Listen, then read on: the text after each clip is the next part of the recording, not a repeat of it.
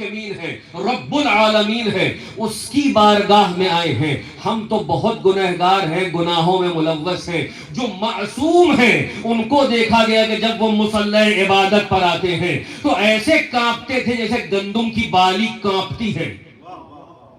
خاصان خدا کا حال ہے، امیر المؤمنین کا حال ہے کہ لگتا ہے کہ روح پرواز کر جائے گی، اس لیے کہ وہ یہ جانتے ہیں کہ کس کے سامنے آئے۔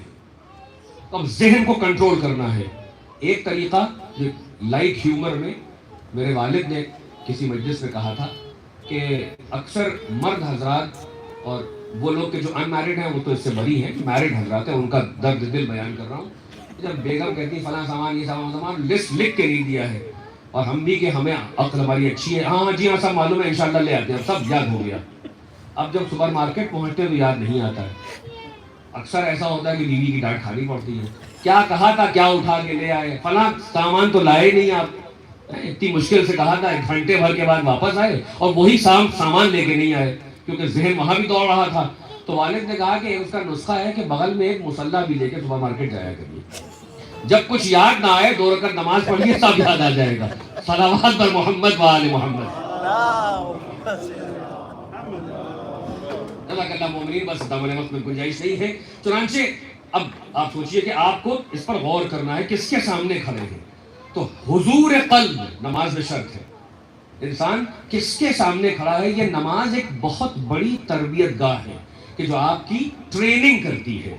اس نماز میں اگر غور و فکر کے ساتھ انسان ہو اور ترجمہ کیا کہہ رہا ہے اس پر دھیان دے تو انشاءاللہ نماز میں بلندی آ جائے گی، پھر آپ کی نماز میں ایلیویشن آ جائے گا۔ آپ نے کہا بسم اللہ الرحمن الرحیم، اس کا ترجمہ آپ کے ذہن میں ہو، الحمدللہ رب العالمین کیا کہا ہے یہ ذہن میں ہو۔ جب معنی ذہن میں ہوں گے تو ذہن کو فوکس کرنے میں آسانی ہوتی ہے۔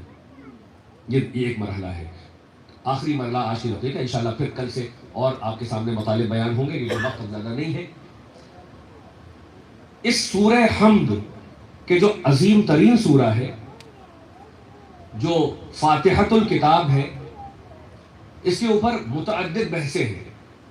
اسی پر مسلمان اختلاف میں مبتلا ہے کہ بسم اللہ اس کا پارٹ ہے کہ نہیں ہے۔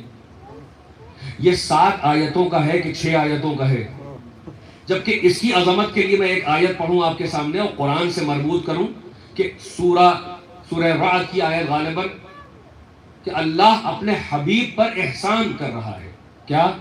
وَلَقَدْ آتَيْنَاكَ سَبْعًا مِّنَ الْمَثَانِي وَالْقُرْآنَ الْعَظِيمِ، بالتحقیق ہم نے آپ کو سورہ حمد عطا کیا اور قرآن عظیم عطا کیا۔ اب یہاں سے میں ایک سوال کر رہا ہوں، آپ سوال کیا کریں، قرآن کا جز نہیں ہے کیا الحمد؟ الگ سے الحمد کا ذکر کیوں ہو رہا ہے؟ 7 مثانی سورہ حمد کا دوسرا نام ہے۔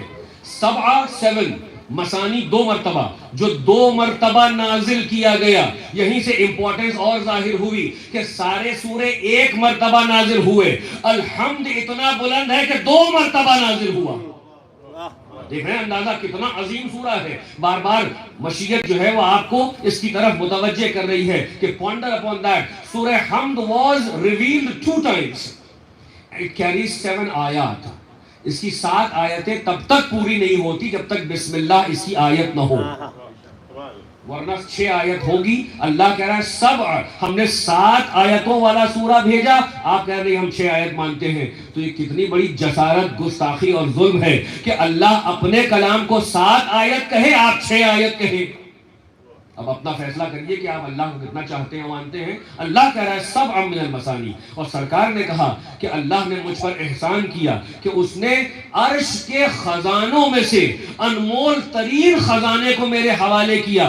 صحابہ نے پوچھا وہ کون سا خزانہ ہے؟ کہا سورہ حمد، اس لیے کہ اس نے قرآن عظیم دے کر مجھ پر احسان کیا۔ قرآن عظیم کے پیرلل سورہ حمد کا ذکر کر کے اللہ بتانا چاہ رہا ہے کہ الحمد کو کم نہ سمجھنا، ایک طرف پورا قرآن ہے تو دوسری طرف سورۃ الحمد ہے۔